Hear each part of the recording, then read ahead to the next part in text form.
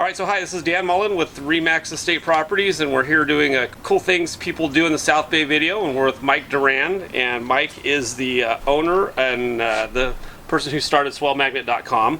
So what swellmagnet.com is, it's basically a website with high definition surf cameras. Mike also does a surf forecast. What do you do it every 3 days or so? I do it every day but Saturday. Every day but Saturday, cool, so you always get an idea of what's coming. There's tide charts on there, there's wind forecasts, and of course there's a fish report, which is very important too. And there's a lot of stuff about the surf community in there too. There's a whole section on the shapers that are around here, local photographers, and then Mike also has stuff with travel reviews. He's gone around the world and he'll stay at a place and give you his take on if it's good or bad or if it's worth all the money to go down there. So that's a good section of it too. There's also videos of local surfing, and there are pictures of surfing that goes on in the local spot, and a lot of information on the sharks, because it's a big topic that's been going on here in the South Bay recently. So we'll get more into that in the video. So is that pretty much everything that's on your site? What else is on there that might be worth looking at? Just automated buoy information. It updates around the clock, so you don't have to go in there and tweak anything. It automatically updates the buoys, so anybody who's a knowledgeable surfer, it's just unbelievable the amount of information that you can get from the website. I can wake up in the morning. The way I built the website is so that it's functional for me to use. I can wake up in the morning, check the buoys, check the winds, check the tides. Then I have a high definition surf camera to check out. There you go. You've made your decision right there. You know, you don't have to waste any gas. You don't have to dig around at all. You're just bam, either there or cool. Roll over. Good. And then, so how do you find Swell Magnet? You just Google it?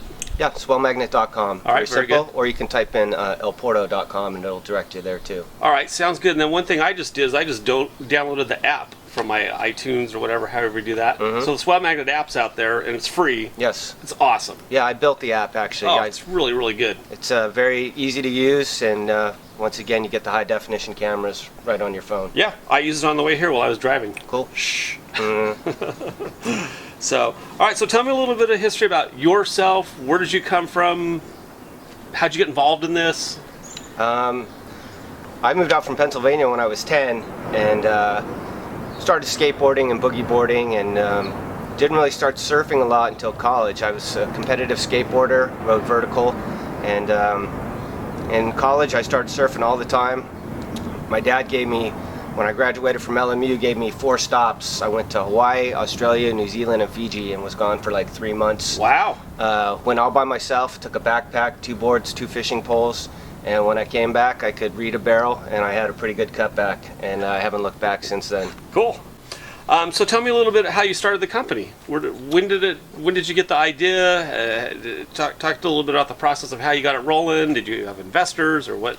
The way it started, I was working as a graphic designer, copywriter, and video editor, and the web had just burst onto the scene. So I was teaching myself how to use Dreamweaver, and my buddy goes, "Hey Mike, I bought elporto.com." And I was like, "Cool, man." He's like, "Do you want to go in?" He goes, "You do the technical work, I'll fund the project." And I was like, "Sure." So we went to a bar, had a napkin, wrote down surf report, surf forecast, surf and Sheila's, had a grommet section, video section, and I put it all together, and then I designed the iconic guy doing the aerial over the smokestacks logo, and we got a bunch of shirts printed up, and it caught on. People loved it. They loved the design, and we just did El Porto. That was it. And then people wanted more. So then I got volunteers involved, and they would upload 3 pictures for Manhattan Pier. And then we did El Porto because he lived right there. Then we got people from Venice involved and Santa Monica, and it just kept branching out. And we had a really good following. And we actually started off with analog cameras. That was the only way to go if we're going to keep up with the Joneses. So I started putting up cameras, and then over the last year I swapped out all my older cameras for really nice high definition cameras, and you can watch any place crystal clear on a big screen TV. And so it must cost a lot of money for the subscribers to get access to these high definition sites, correct? That's where you're wrong, Dan. What? It is 100% free. All of the bills that we have to pay, we supplement that with advertisers. So people pay to get on the site. We also have people like Google who pipe ads in. But the more hits we get, the more clicks we get, the more successful the site is, the more money we make, and the more we can continue to grow. So I always ask the people that use the site, please support us, tell your friends. The more people that are using it, the better off we are, and the more stuff we can do. And so, click. Give me a click, baby. You click, so Google pays you on your clicks, basically, and then me, like I'm an advertiser, I pay for, I want people to see the website, of course. Yes. Yeah. So it's better if I just have people straight paying me. I can make a lot more money.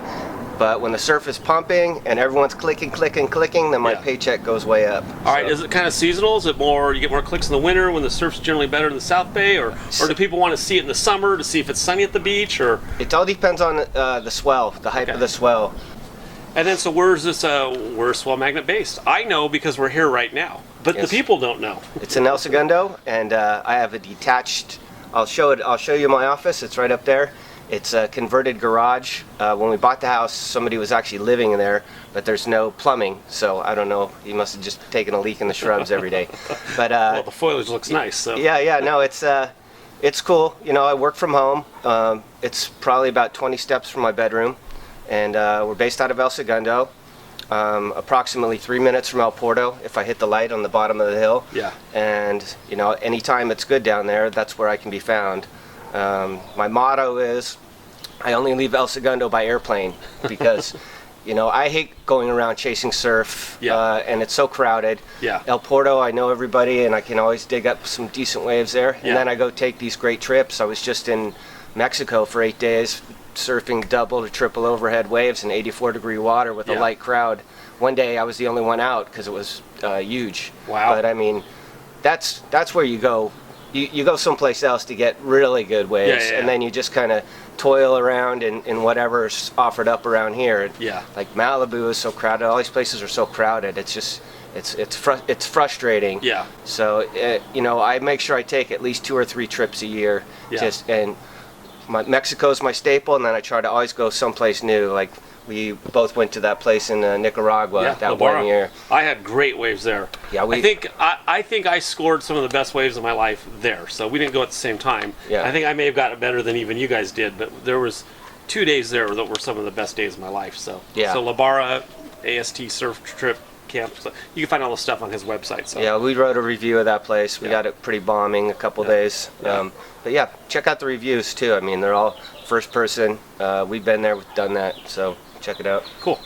Okay, so then we talked about kind of the crowds in the local surf here and stuff. So talk about how Swell Magnet may have an impact on that. Now, I know when I was a kid, I grew up surfing in the South Bay, and we would dial 379-8471. This is way before you had to dial 310, by the way. I still have that number memorized. Exactly. Yes. And we'd be dialing Surf Report, and it would tell us what it is. If it was busy all day, we knew it was good. Right. But there was no cell phones. There was nobody from the beach to call you and tell you how it was. And if Surf Report was busy, then you just kind of looked at the wind.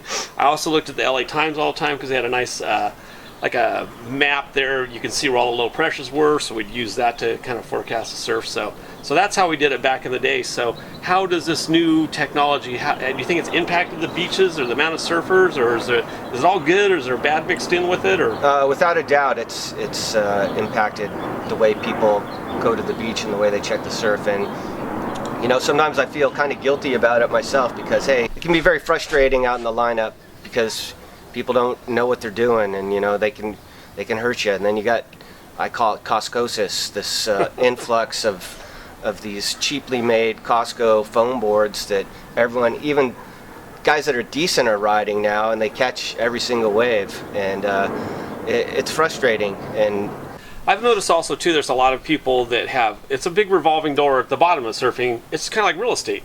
Everybody wants to get into it, and very few people actually stay in it for a long time. Same with surfing. It's a hard sport to learn. I always tell people the hardest thing to learn about it is just timing the waves. Somebody could tell you how to stand up or paddle or whatever, but it takes years and years of really dialing in when a wave's going to break, when you should be paddling and stuff like that. So there's a lot. I see more new people in, but I also see a lot of those people getting in and out quickly, and it kind of leaves the same people that were, I still surf with the same people I surfed with 40 years ago. So it's kind of interesting. So you talk about the crowds and everything, more people coming in. Let's just touch on localism, because we live in the South Bay and we're known to be having one of the most notorious local spots around, up in the Palos Verdes area. So what's your kind of take and feel on that? You've traveled the world too, so you don't deal with just localism here. You deal with it everywhere. You deal with it at El Porto. You deal with it basically anywhere there's a structure in the water, a pier, a jetty, a reef. That's usually where localism happens. So kind of give me just your take on that. There's definitely a pecking order no matter where you go. Public beaches, there's a pecking order. The guys that have been out there for a long time and they know each other. And when you paddle out to a place and everyone's talking to each other and everyone knows each other, you know those guys are locals and you don't want to burn them or get in their way. So you have to take what's left over and you kind of work your way into the group. El Porto, I'm a local. I'm out there every day, so I kind of do my own thing out there. When I go to a new place, I always check it out. I watch what people are doing and the way they're acting, and I'll give a local a good set way of, go man, go. Just tell them to go, and then I'll take what's left over then they'll go, wow, that guy's cool and he can surf okay. We're not going to give him a hard time. Yeah. That's the majority of places, but you go to PV and you got a bunch of self-righteous a-holes up there, and I've been surfing there for years. Never Lanada Bay, but some other spots that I won't name. And I always go by myself. I walk down without my wetsuit on. I play by all the rules. I don't snake anybody. This year was the first year some guy came up and confronted me and told me to split. And I told him, oh man, I must have lost my map. And I thought he was going to throw a punch at me. Yeah. And I was ready. I box a lot. I didn't want to fight, but it kind of going back and forth with him. Yeah. And we were the only guys out. He saw me catch like 3 waves while he was suiting up, and I surfed him really well. He paddles right out. I'm on a wave. He whips around and burns me, and I'm just like, really, man? That's the way you want to play it? And I had a lot of adrenaline going because I was in the fight or flight mode, and it's just kind of ruined it for me, and I still go back there, but it's like that's what their mission is, to make surfing a miserable experience for you, and they're good at it. They're very good at it. They try to make you feel alienated, and they try to make you feel like you're physically threatened. Definitely verbal threats, and usually there's a small pack of them out there, and they kind of gang up and try to block you and make sure you have a crummy time so you don't come back. Yeah, and it works. It does. Lanada Bay is so notorious. I figure, why would I even want to go there and have people throw rocks at me and stuff? It's like, so it definitely works, and I think the local police are they want to keep outsiders out too, so they kind of turn a blind eye to the whole thing. Yeah. And it is what it is. That's how I look at it. It is what it is. Probably if I was in that group, was growing up, I'd probably be in the same boat. You may too. I'm sure it's a limited resource we're dealing with. Yeah. It's hard as a surfer to be excluded from somewhere else. So. Yes. But again, it goes on around the world. I mean, El Salvador Mexico is El Salvador. El Salvador is gnarly. Yeah. Don't go surf Punta Roca, man, unless you know some people. Yeah. It's kind of crazy. It's the underbelly of surfing. I mean, surfing's a great sport. It's marketed very well and it's happy, but there's localism. There's heavy drug use in certain parts of surfing and partying, and there's it's not all good. No. But I think the good definitely outweighs the bad. So. Okay, so let's talk about some of the stuff you're kind of famous for too, such as sharks. That you've got on your webpage. You can go to the videos and see a video of you paddling over a great white shark. So tell us all about that. Him paddling under me, you mean? Yeah. Well, I'd never been a big fan of stand-up paddling, but every year I would take one to the lake and just go around, because I think those guys, once again, if they keep moving, it's fine, but if they stay stationary and steal waves on your peak all morning, everyone starts grumbling, and a lynch mentality forms. My friends know that I really love them. Yeah. So, it was a calm day, and I took the sup out and went down to the jetty and back, and I thought it was a giant chunk of seaweed, and it was like an 8 to 10 foot great white shark right underneath my board, and I nearly took a dump in my pants. So I was shaking. It was my first time out in the ocean. You know, I'd always done a lake before. I got back to shore and I'm telling everybody, and they're like, yeah, okay, Durand, sure. Yeah. And so I said, you know what, I'll put a GoPro on. Went out 3 days in a row, and one day it was just so glassy and clear, and then I saw a good sized shark, probably like 8 feet, and he's swimming away from me and I'm following him, and then he turns around and swims right at me, dorsal fin out of the water, and bumps my board going underneath it, and it really it was. Did you almost fall? I mean, no, I was hanging on by my toenails. It was really an adrenaline pumping experience, and I was charged up. And then I got home, and I couldn't get that memory card in the computer quick enough. And then when I saw that I got the shot, I was like, bam! Called the news stations. The vans came out here and they were interviewing me in my office, and then my daughter goes, "You're not famous unless Matt Lauer calls, Matt in Savannah." So about 5 minutes later, my wife's like, "Hey, it's the Today Show." And I was like, "Okay, what do you got to say now?" Yeah. So I got on the Today Show and got a lot of mileage out of it, just directing people toward my website. And then not too long ago, probably about 6 weeks ago, I saw another good-sized shark out there, followed him around, sent it to the news, and they played it on channel 7 and 5 all over again. Yeah. You know, but there's a lot of great white sharks out there. I don't think they're out to hurt anybody. They're small. When they get to be about 12 feet, they start feeding on the pinnipeds, which are seals. And that's a different matter, because then you could have mistaken identity, especially for a smaller kid in a wetsuit. So that's a different story. I just heard murmurs of a big one spotted off Manhattan Pier, but I haven't heard that one. It's usually the juveniles. Yeah, juveniles. No, but yeah, that's a whole different story, and you know, you don't want to mess around with these guys. It's cool to check out the juveniles, and you know, I love going out and seeing the dolphins and the sharks. It's always exciting, but they've clung to El Porto and Manhattan for the last probably a year and a half. They haven't gone anywhere. Yeah. See, my theory on this whole thing is they don't exist there, and you're just doing that to clear out your spot. Yeah. You're using the tar and the oil on the beach. No. It's like, don't come to El Porto, don't come to Manhattan. We have sharks and tar on the beach. Sharks and tar. So the sharks are down at Sunset Beach now too, and Seal Beach, Huntington Beach. So there's a lot of juveniles down there too. So nobody's ever been attacked in the South Bay, as far as I can remember, except for the swimmer who got attacked off the Manhattan Beach Pier. However, that was extenuating circumstances. He was not so attacked. I do not count that as an attack. So he was not attacked. A knucklehead that was targeting great white sharks had a hook shark and dragged it right into the swimmer. And so the shark was already flailing with its mouth opening and closing, and he grazed the guy with razor sharp teeth. If he had bit the guy, his guts would be floating in the Pacific somewhere. So, and we followed that story too. Oh yeah. If you go, we went on Facebook. We had like 50,000 people involved, and it's called. If you want to read all the dialogue between this knucklehead and everybody else, it's called Hageman's Greatest Hits. Has his father telling people to meet him at Manhattan Pier. He's going to kick his ass. He's calling me smell maggot and all kinds of stuff, and everybody was just going after this guy, and he finally piped down after a while. Cool, good stuff. All right, so that's good. Do you have anything else you kind of want to say, or anything that we haven't covered?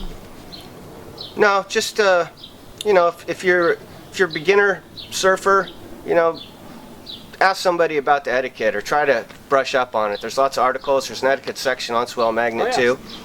You know, just have fun. Surfing should be fun, and if you're not having fun, you're doing something wrong. Yeah, it still is. I love surfing now as much as when I started 40-something years ago. So it's a great sport with obviously the little dark underbelly, but that's probably about with anything in life, skiing, snowboarding, etc. There's always kind of issues. So, all right, cool. So I'm gonna ask you 10 quick questions. Just as it's a new segment on the show. You know, everybody does list and quick questions. So, you know, I just want to kind of be hip and with the times. So, so let's see. What's your favorite band? I would say probably Bob Marley. If I was stuck on an island, I would listen to some Bob Marley. All right. How about your favorite wave? Favorite wave? Cloudbreak, Tavarua, Fiji. Very good. Cadillac, roller sport, or road riders? Favorite radio station? Favorite radio station, probably K-Rock still. But I like listening to Howard Stern too, so I'm Sirius. All right. Dr. George or a hot weather bimbo? Hot weather bimbo. All right. Every day. Okay, cool. So then let me ask, the last question is, what if you weren't doing Swell Magnet, what would you be doing?